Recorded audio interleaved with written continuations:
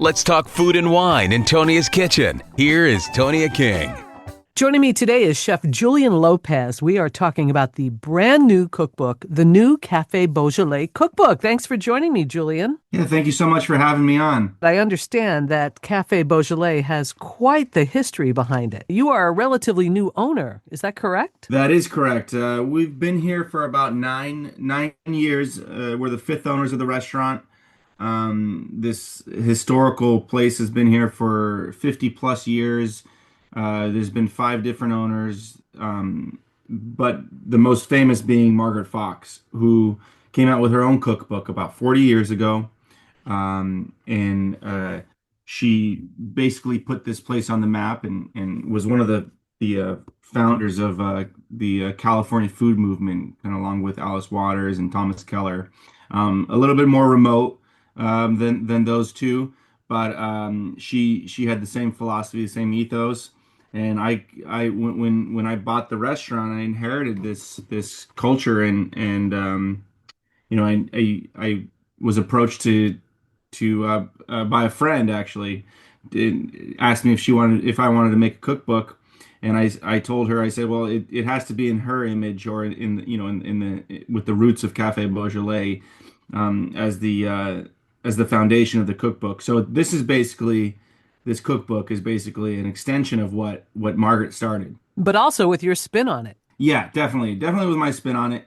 I mean, the restaurant has developed over the past 9 years with my own spin on it, keeping the cultural foundation as guardrails has helped, and has allowed me to focus my creativity on dishes that are true to what the restaurant has always been, but has allowed me to kind of create new experiences for customers that have been coming here for many, many years. Oh, right. And it sounds like it's one of those places where things have been on the menu for so long that if you take them off, people are going to be angry. Yeah, there are definitely a couple dishes that I ran into years ago when I started here. So about 7 years ago, I treaded lightly on certain dishes.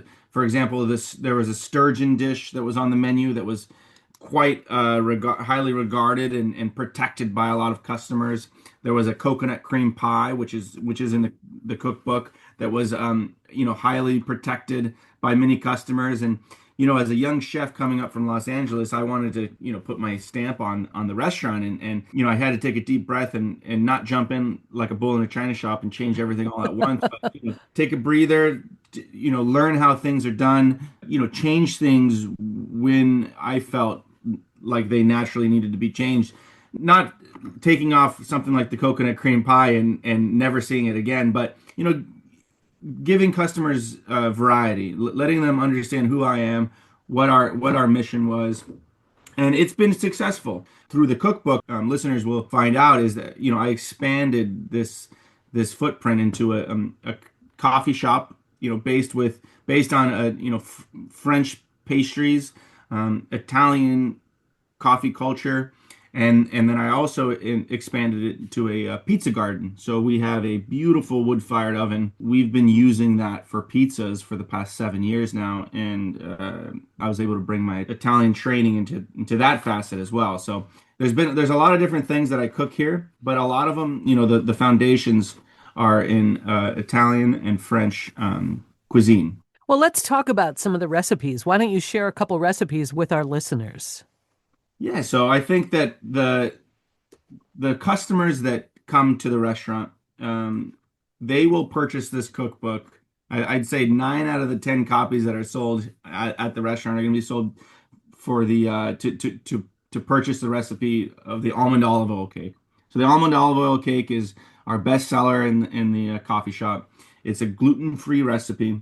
It's made with oat flour and almond meal instead of whole wheat flour, and we use California olive oil, and a lot of it.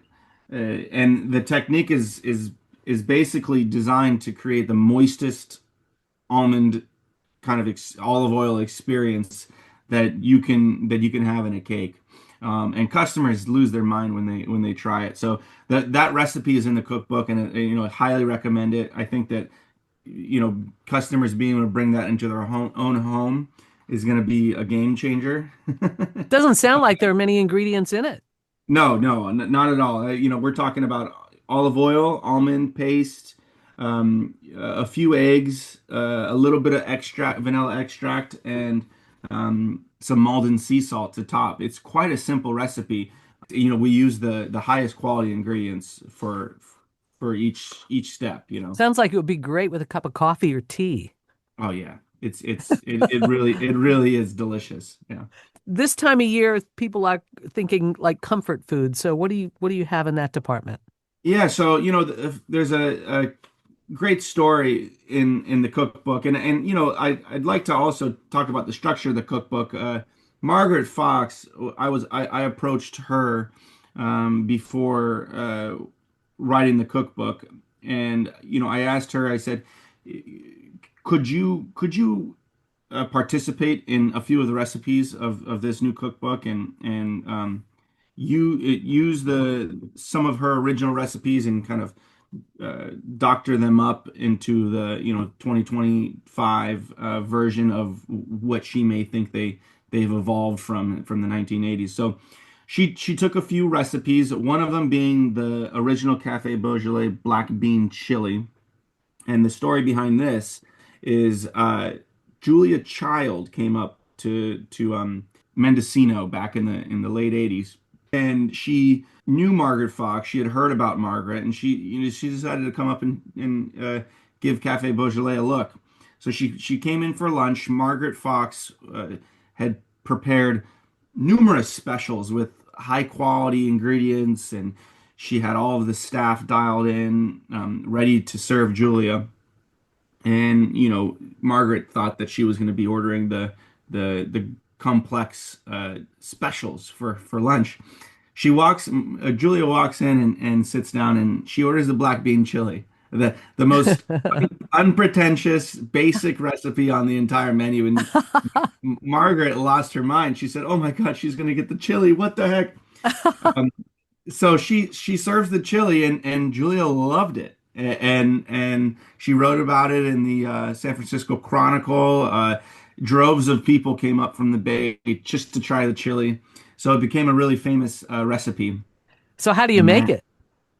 So it's actually an extremely simple recipe, and Margaret's version is in the cookbook under Classic Beaujolais, and she uses actually canned ingredients in it, and she uses very simple fresh green bell peppers, finely chopped yellow onions, fresh spices such as cumin and paprika. But the beans, you can use canned beans and canned whole tomatoes. So it is quite simple. But with my imprint on the Beaujolais, I've taken things from the 80s and the 90s into the 2020s with the full California food movement as my foundation, and I use those ingredients in my recipes. So for all of the recipes that Margaret contributed to the cookbook, I actually did my own version of them. So back to back in the cookbook, she has her version, I have mine version. And so the version of black bean chili in the cookbook is my version's Julian's black bean soup. That's the title. And I use a lot more complex ingredients as far as, I put a crema on top with beautiful canned chipotle and adobo sauce, that nice Mm. flavor that kind of contributes to let's say je ne sais quoi in the traditional black bean soup, with some of that Mexican flavor coming in. I also use a number of different chilies in the base of the chili.